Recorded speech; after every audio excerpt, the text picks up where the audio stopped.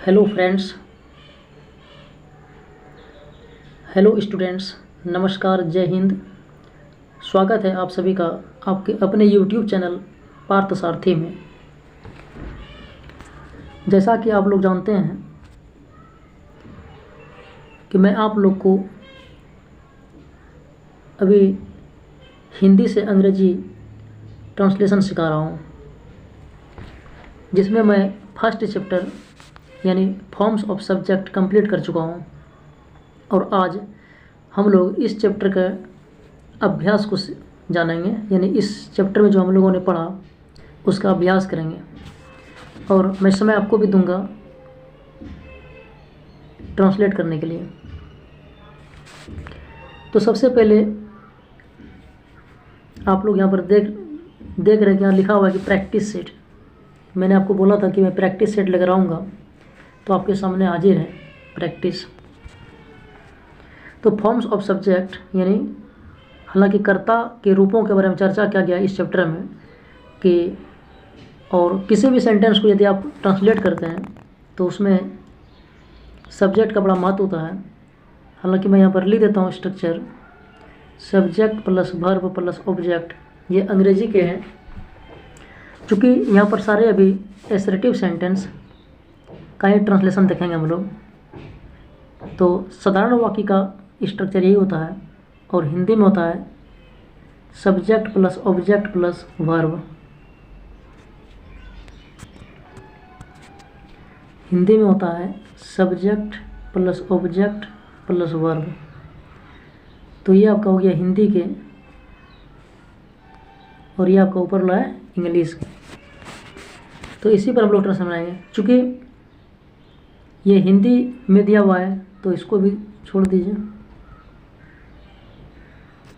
यानी इस पर ही करेंगे हम लोग, यानी कि इस पर हमको ट्रांसलेशन बनाना है। यानी ये हिंदी में दिया हुआ है, इसको इंग्लिश में ट्रांसलेट करना है। तो फर्स्ट सेंटेंस देखिए क्या है। सबसे पहले इसको देखिए, दोनों ने भोजन बनाया। दोनों ने भोजन बनाया, मैंने कई रूल्स के बारे में चर्चा किया है, कर चुका हूँ मैं। तो सबसे पहले इस सेंटेंस को पहचानिए। इस सेंटेंस को पहचानने के बाद तब आप ट्रांसलेट कीजिएगा। तो दोनों ने भोजन बनाया, इसमें क्या आप पकड़ रहे हैं? तो इसमें एक चीज़ देखने को मिलेगा आपको, ने। मैंने आपको बताया जैसे राम ने, शिक्षक ने अंग्रेजी पढ़ाई, दोनों ने भोजन बनाया, है ना। तो इस प्रकार से मैंने आपको बताया था। और ने के पहले देखिए यहाँ पर क्या, दोनों, यानी ये सर्वनाम है। तो इस सेंटेंस में यदि सब्जेक्ट क्या है, पहले चूँकि मेरा सब्जेक्ट ही आपको देखना है। स्ट्रक्चर का फर्स्ट क्या है आपका, सब्जेक्ट ही है। तो सब्जेक्ट इसमें क्या है, दोनों। तो यहाँ पर क्या है, प्रोनाउन एज सब्जेक्ट है, यानी कि दोनों यहाँ पर क्या है, सब्जेक्ट है। इसलिए दोनों का इंग्लिश क्या हो जाएगा, बोथ। अब दोनों का अंग्रेजी आपको वर्ड मीनिंग आना चाहिए कि दोनों का इंग्लिश क्या होता है, बोथ होता है। तो यहाँ पर लिख दीजिए बोथ, BOTH, बोथ। तो दोनों ने भोजन बनाया, क्या हो जाएगा, बोथ। अब चूंकि सेंटेंस को पहचानने की किस टेंस का है, पास्ट का है कि प्रेजेंट है कि फ्यूचर है। तो अभी टेंस हम पढ़ाएंगे नहीं, जब पढ़ाएंगे तो बताएंगे। लेकिन अभी मैं आपको बताता हूँ कि जिस पास्ट को पहचानने का तरीका क्या है। जिस हिंदी वाक्य के अंत में चुका, चुकी, चुके, या, ये, आ, हर सही दीर्घ इत्यादि रहे तो वो पास्ट इंडेफिनिट टेंस होता है। तो आप थोड़ा सा ध्यान दीजिएगा कि दोनों ने भोजन बनाया, इस हिंदी वाक्य का अंत में देखिए, यानी बनाया को देखिए आप।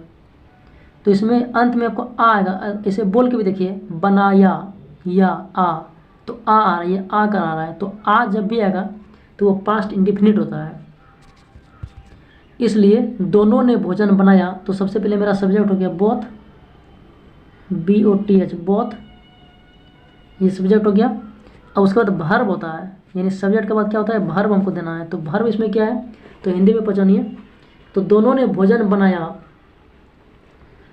तो बोथ, बनाया, बनाना प्रक्रिया है। तो बनाया होता है कुक, कुक मतलब भोजन बनाना होता है, क्रिया होता है कुक। तो यहाँ पर चूंकि पास्ट इंडिफिनिट इसलिए V2 फॉर्म हो जाएगा, पास्ट, क्योंकि वर्ब का दूसरा रूप का प्रयोग होता है, इसलिए पर हो जाएगा कुक्ड,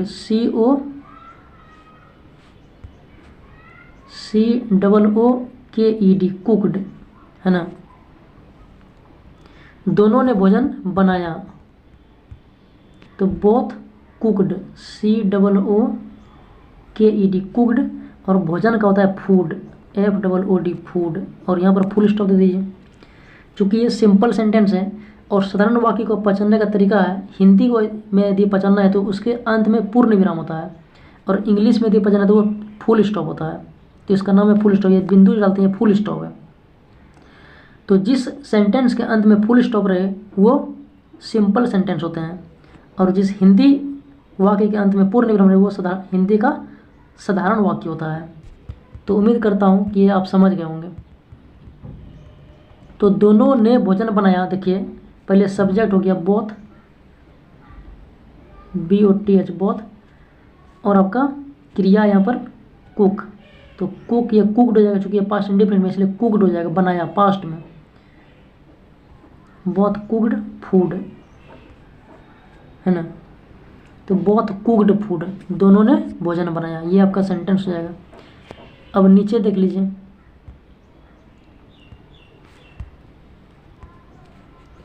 अब राम के एक लड़की है। दूसरे सेंटेंस को आप ध्यान से देखिए, पहले देखिए और समझिए इसको। राम के एक लड़की है, यहाँ पर के आ रहा है ना, तो के पर ध्यान दीजिएगा। राम के एक लड़की है, उसके 2 पुत्र हैं, है ना, मेरे 5 लड़के हैं उसके, तो के और रे ऐसे आएगा, उसके पहले नाउन या प्रोनाउन आएगा। तो उसके पहले नाउन वही वाक्य का सब्जेक्ट होता है, तो S + V + O, यानी subject plus verb plus object, इस पर ध्यान दीजिएगा।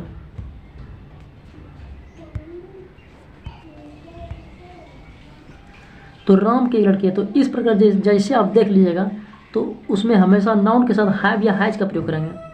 और चूंकि हैव हैज का प्रयोग कैसे होता है सब्जेक्ट के साथ, तो आई के साथ हैव का प्रयोग होता है, वी के साथ हैव का होता है ना, यानी सिंगुलर के साथ सिंगुलर, ही सी इट के साथ हैज का प्रयोग होता है।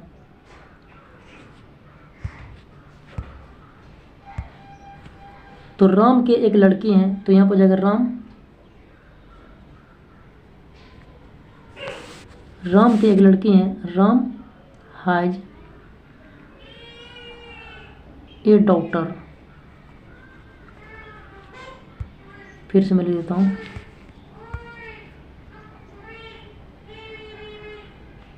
Ram has a daughter, DAUGHTER daughter, full stop. तो Ram has a daughter, Ram के एक लड़की हैं, राम हैज ए डॉटर, उसके पास उसके 2 लड़के हैं, ही हैज 2 सन्स, इस प्रकार से आप ट्रांसलेट कर सकते हैं। तो चलिए, उम्मीद करता हूँ कि आपको समझ में आ गया होगा। और फिर उसके बाद बच्चे पत्र लिख रहे हैं, तो बच्चे पत्र लिख रहे हैं, तो इसमें सब्जेक्ट क्या है आपका, इस पर मैं लिख देता हूँ, बच्चे पत्र लिख रहे हैं, तो बच्चे यहाँ पर क्या है, सब्जेक्ट है, तो बच्चे मतलब प्लुरल है, इसलिए चाइल्ड से चिल्ड्रन हो जाएगा, CHILDREN, चिल्ड्रन। तो बच्चे पत्र लिख रहे हैं, उसके बाद क्या आएगा, वर्ब आएगा। तो बच्चे के बाद वर्ब यहाँ पर क्या है, यानी क्रिया क्या है, लिखना क्रिया है, तो children are writing, RWRITING, writing. तो चिल्ड्रन आर राइटिंग, पत्र लिख रहे हैं, लेटर्स, ए लेटर नहीं होगा, लेटर हो जाएगा, क्योंकि बच्चे प्लुरल में, ये हो जाएगा letters, LETTERS, letters, full stop. तो चिल्ड्रन आर राइटिंग लेटर्स, बच्चे पत्र लिख रहे हैं, क्या हो जाएगा, चिल्ड्रन आर राइटिंग, चूँकि ये प्रेजेंट इम्परफेक्ट टेंस का सेंटेंस है, और इसका पहचानने का क्या तरीका होता है, जिस हिंदी वाक्य के अंत में रहा है, रही है, रहे हैं ऐसा हो तो उसको प्रेजेंट इम्परफेक्ट टेंस का प्रयोग होता है। इसीलिए, और इसमें वर्ब का चौथा रूप यानी ING होगा, इसलिए राइटिंग हो, यहाँ पर ING लग रहा है। तो बच्चे पत्र लिख रहे हैं, चिल्ड्रन आर राइटिंग लेटर्स, यहाँ पर क्या हो जाएगा, चिल्ड्रन आर राइटिंग लेटर्स। उसके बाद देखिए क्या है, धनी सुखी है, तो मैंने आपको इस पर चर्चा किया था, धनी सुखी है, गरीब दुखी है, इस प्रकार से। और इसमें इसके साथ यदि आप द का प्रयोग करते हैं तो वो प्लुरल हो जाता है, यानी व्यक्ति रहता है, और बख्शे तो वो सिंगुलर होता है, इसलिए धनी का मतलब द रिच, यहाँ पर क्या हो जाएगा, द रिच। धनी सुखी है, क्या हो जाएगा, the TH, the rich, RICH, rich, इसीलिए प्रक्रिया आर जाएगा, the rich are happy, HAPPY, happy, the rich are happy, धनी सुखी है, क्या जाएगा, द रिच आर हैप्पी। उसके बाद खेलना लाभदायक है, इसको भी मैं बता चुका हूँ जब मैं रूल पढ़ा रहा था, तो वहाँ पर आप देख लीजिएगा एक बार रूल पे जाके। यहाँ पर आपका प्रैक्टिस है, सिर्फ प्रैक्टिस आपको पढ़ने में दिया हूँ। तो खेलना लाभदायक है, क्या हो जाएगा, इसको 2-3 तरह से हम बनाएंगे। हालांकि खेलना यहाँ पर क्या, इन्फिनेटिव एज सब्जेक्ट है ना, जीरंट एज ए सब्जेक्ट, इसमें 2 तरह से बनेगा, और एक ईट का प्रयोग करके बनता है। तो एक इसको देख लीजिए, हम पहले इन्फिनेटिव से बनाते हैं। इन्फिनेटिव से मैंने बताया था 2 + वर्ब 1, यही होता है इन्फिनेटिव। 2 + वर्ब 1 क्या होता है, इन्फिनेटिव होता है। तो इस इन्फिनेटिव से भी बनता है। तो खेलना लाभदायक है, तो यहाँ सीधा हो जाएगा 2 प्ले, खेलना का सीधा हो गया 2 प्ले, ये होगा खेलना, ये सब्जेक्ट है यहाँ पर इन्फिनेटिव, क्योंकि आप देख रहे हैं सब्जेक्ट प्लस वर्ब प्लस, इसी पर हमको ट्रांसलेट करना है। तो सब्जेक्ट और फिर वर्ब क्या है, लाभदायक है, हाई यहाँ पर क्रिया है। तो 2 प्ले इज, हाई का होता है is, 2 play is useful, USEFUL, full stop दे दीजिए, सब साधारण वाक्य है। तो 2 प्ले इज यूजफुल। उसके बाद इसको दूसरे तरह से यानी जीरंट का प्रयोग करके भी कर सकते हैं, यानी कि जब वर्ब का चादर फर्स्ट में आ जाता है वो जीरंट कहलाता है। जैसे प्लेइंग, खेलना होता है प्ले, तो PLAYING, playing. Playing is useful, USEFUL, useful, full stop दे दीजिए। तो खेलना लाभदायक का जाएगा playing is useful, playing is useful. और इसका एक तरीका और है, इसको बना सकते हैं इट इज, ईट का प्रयोग करके, it is useful to play, USEFUL, useful to play. तो इसको 3 तरीके से बना सकते हैं, टू प्ले इज यूजफुल, उसके बाद प्लेइंग इज यूजफुल, और it is useful to play. इस प्रकार से इसको बनाया जाता है। अब नेक्स्ट पर चलिए। उसके बाद क्या करें, यह एक समस्या है, क्या करें यह एक समस्या है। हालांकि यहाँ पर सब्जेक्ट में फ्रेज आया है, क्योंकि क्या करें, हाँ याद रखिएगा ये प्रश्नवाचक चिन्ह नहीं है, प्रश्नवाचक सेंटेंस नहीं है, क्योंकि प्रश्नवाचक सेंटेंस उसको कहते हैं जिनसे प्रश्न पूछा जाता है। जिस वाक्य से कोई प्रश्न पूछा जाए उसे हम प्रश्नवाचक वाक्य कहते हैं।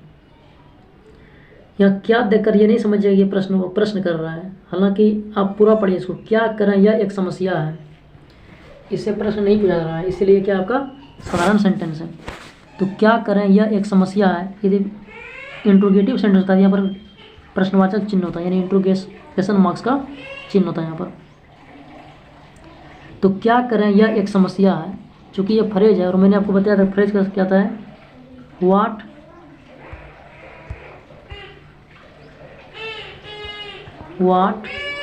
प्लस 2 + वर्ब, ऐसे करके आपका फ्रेज बनता है। तो फ्रेज एज ए सब्जेक्ट, यहाँ पर क्या है, फ्रेज एज सब्जेक्ट। तो क्या करें, यहाँ हो जाएगा व्हाट टू डू, ये फ्रेज है, व्हाट, हम चर्चा कर चुके हैं इस पर। What to do is a problem, PROBLEM, problem, और फुल स्टॉप हो जाएगा, क्योंकि ये सिंपल सेंटेंस, इसीलिए क्या हो जाएगा, फुल स्टॉप हो जाएगा अंत में। तो what to do is a problem, क्या करें यह एक समस्या है। हाँ याद रखिएगा, यह इस प्रकार के वाक्यों में यह का अनुवाद नहीं होता है, क्योंकि मैं आपको रूल बताया था, आप देख लीजिएगा वीडियो में। तो व्हाट टू डू, यहाँ पर इट इज ए प्रॉब्लम नहीं लिखेगा, वो गलत हो जाएगा। What to do is a problem, ऐसे बनेगा।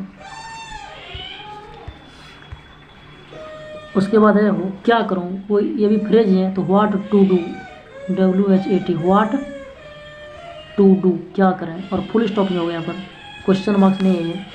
क्या करूँ मतलब इससे प्रश्न नहीं पूछा जा रहा है, इसीलिए साधारण वाक्य है। फिर कहाँ ठहरें, वेयर टू स्टे,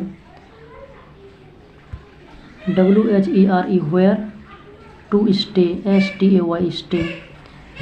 तो कहाँ ठहरे, वेयर टू स्टे, क्या करूँ, व्हाट टू डू। उसके बाद अब नेक्स्ट में आइए, राम को घर जाना है, राम को घर जाना है, तो जैसे भी राम को, उसको, तो इसमें हैज का ही प्रयोग कीजिएगा। तो राम को घर जाना तो क्या हो जाएगा, राम हैज, चूँकि राम क्या है, RAM, राम हैज, हैव नहीं आएगा क्योंकि राम सिंगुलर है, इसीलिए सिंगुलर वर्ब होगा। हैज सिंगुलर होता है, हैव प्लूरल होता है। तो राम हैज होगा, राम को, राम हैज मतलब राम को घर जाना, राम हैज टू, क्योंकि बीच में वर्ब आएगा, सब्जेक्ट के बाद वर्ब आती है, तो Ram has to go home, Ram has to go home हो जाएगा, HOME होम, और अंत में जाएगा फुल स्टॉप, क्योंकि साधारण वाक्य है। तो Ram has to go home, राम को घर जाना है। फिर मोहन से चला नहीं जाता। हाँ, इस प्रकार के वाक्य में जब भी आए आपको उससे दौड़ा नहीं जाता, राम से चला नहीं जाता, उससे पढ़ा नहीं जाता है, तो इसमें एबल टू का प्रयोग करते हैं। इस प्रकार के वाक्य में एबल टू का प्रयोग करते हैं, इसलिए जगह यहाँ मोहन से चला नहीं जाता, Mohan MOHAN, Mohan is not able to walk, WAL K walk, चलना का होता है वॉक, ये WAL के वॉक।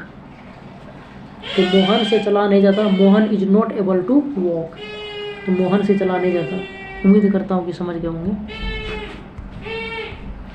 उसके बाद इस जंगल के सभी वृक्षों की पत्तियां हरी है। मैंने आपको बताया था, जब नियम बता रहा था, जब विभक्ति आए, बहुत सारी विभक्ति है, तो सबसे अंत वाले विभक्ति के बाद जो नाउन आता है वही वाक्य का सब्जेक्ट होता है, क्योंकि बड़ा सेंटेंस में पढ़ना थोड़ा मुश्किल होता है, इसीलिए ध्यान दीजिएगा। तो इस जंगल के सभी वृक्षों, तो ध्यान से दीजिए, पहले यहाँ पर एक यहाँ की, फिर दूसरा है की, उसके बाद आपका विभक्ति नहीं है इसमें। तो इस जंगल के सभी वृक्षों की पत्तियां हरी है, तो सब्जेक्ट पहले क्या होगा, पत्तियां, तो यहाँ पर क्या हो जाएगा, लीव्स।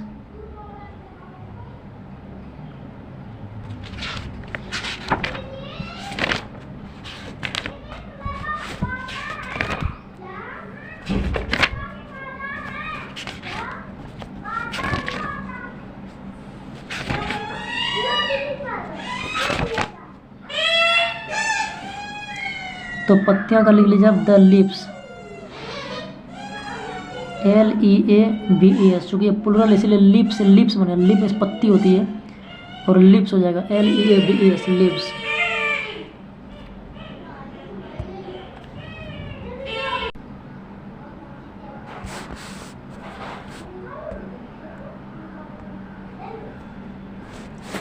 तो मैं बता रहा था, इस जंगल के सभी वृक्षों की पत्तियां हरी है।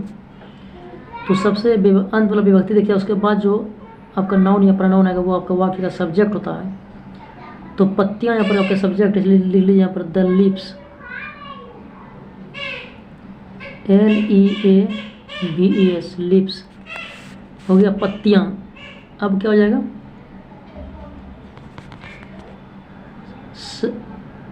सभी वृक्षों की, यानी इस जंगल के सभी, द लिप्स ऑफ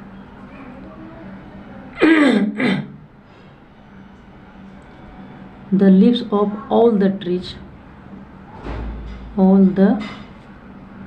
TREES,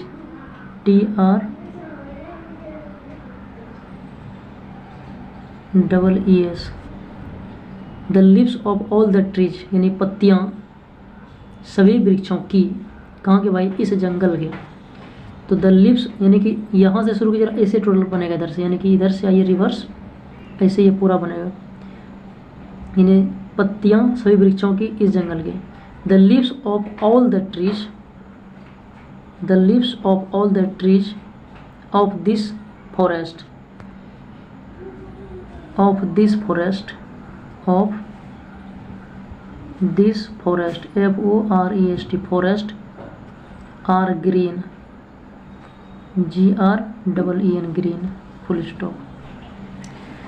तो इस जंगल के सभी वृक्षों की पत्तियां आ रही है। The leaves of all the trees of this forest are green, क्या बन जाएगा, the leaves of all the trees of this forest are green. तो उम्मीद करता हूँ कि आप इसे समझ गए होंगे।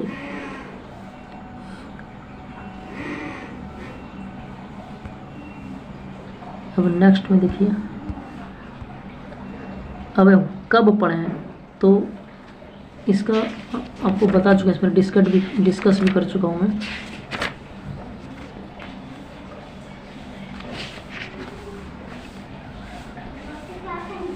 इस प्रकार के वाक्य बनते हैं जिससे कब पढ़े, व्हेन टू रीड, है ना, यानी व्हाट, व्हेन और वेयर प्लस इन्फिनिटी का प्रयोग करते हैं। क्योंकि आप देख रहे हैं यहाँ पर कब आया, तो यहाँ पर हो जाएगा व्हेन टू रीड, कब पढ़े, ये हो जाएगा व्हेन टू रीड। ये सबको आप प्रैक्टिस कर लीजिएगा। फिर कब तक ठहरे, हाउ लॉन्ग, कब तक होता है how long, how long to stay, full stop. कब तक ठहरे, हाउ लॉन्ग टू स्टे, वह कहाँ रहती है या मालूम नहीं। ये फिर आपका क्लाउज आ गया, तो क्लाउज आपका बनता है वह कहाँ रहती है, या के पहले, इसमें इस प्रकार के वाक्यों में दो भाग होते हैं, या के पहले पहला और दूसरा उधर, यानी वह कहाँ रहती है ये पहला भाग हुआ, और या के बाद मालूम नहीं दूसरा भाग है, यानी एक क्लाउज उपवाक्य होता है इसमें। तो वह कहाँ रहती है मालूम नहीं, तो इसका बनता है वेयर,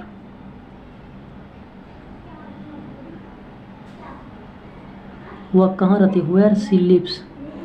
चूँकि ता है ती है, इसीलिए ये प्रेजेंटिव बनेगा, where she lives, where she lives, LIVES lives, where she lives is not known, KNOWN known, where she lives is not known. इसका बनेगा वह कहाँ रहती है मालूम नहीं, where she lives is not known. इस पर उसको मैनी टाइम्स आप क्या करेंगे, प्रैक्टिस कर लीजिएगा। उसके बाद आ गया पृथ्वी गोल है या सबको मालूम है। हाँ, इस प्रकार के वाक्यों में जब कब और कहाँ नहीं रहे तो उससे फैक्ट का बोध होता है, यानी तथ्य का पता चलता है। जैसे पृथ्वी गोल है या सबको मालूम है, जब तथ्य का पता चलता है उसमें दैट का प्रयोग करते हैं, तो इसलिए यहाँ पर इसका अनुवाद होगा पृथ्वी गोल है, दैट THAT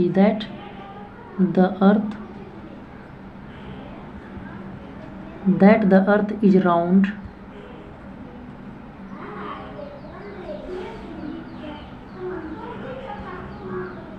यहाँ ROUND राउंड हो जाएगा, that the earth is round is known to all, KNOWN known to all. तो that the earth is round is known to all, that the earth is round is known to all, that the earth is round is known to all. पृथ्वी गोल है या सबको मालूम है, यहाँ तथ्य का पता चल रहा है, इसीलिए यहाँ पर क्या होगा, दैट का प्रयोग कर रहे हैं। उम्मीद करता हूँ कि समझ गया होंगे। फिर जो झूठ बोलता है वह सजा पाता है, इस पर भी हम चर्चा कर चुके हैं रूल के साथ साथ।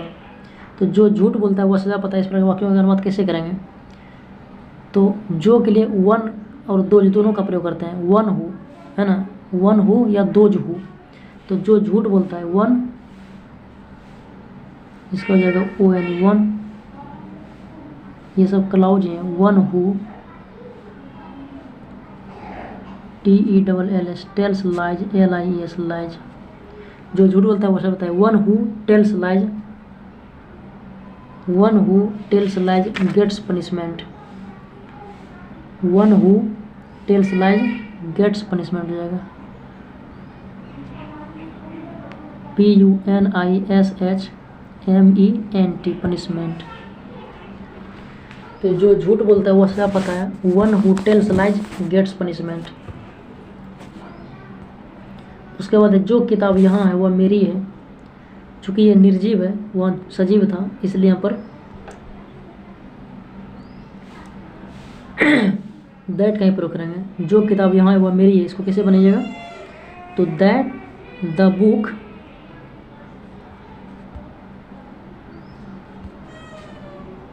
इसको बनाइए,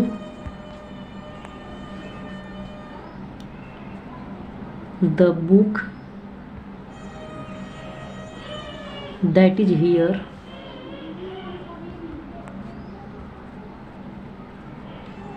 HERE the book that is here is mine, full stop. तो जो किताब यहाँ है वो मेरी है, इसका बनेगा the book that is here is mine. यदि कोई तरह की दिक्कत आप उसे कमेंट करके पूछ भी सकते हैं।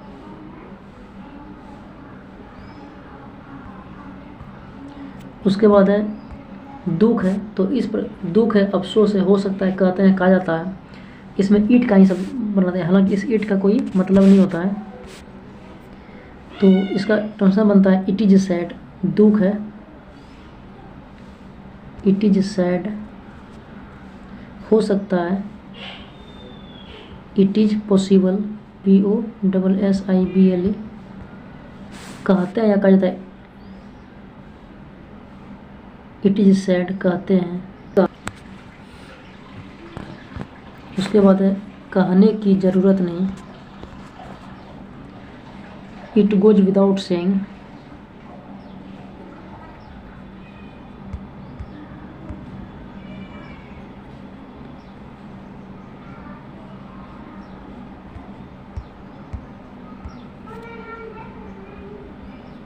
It goes without saying, SAYING, कहने की ज़रूरत नहीं, इट गोज विदाउट सेइंग, आश्चर्य है, it is surprising, SURPRISING, surprising, full stop हो जाएगा। आश्चर्य, इट इज़ सरप्राइजिंग। अफसोस है, it is regretted, REGRETTED, regretted, full stop. तो इस प्रकार सेंटेंस का आप बना सकते हैं। अफसोस है, इट इज़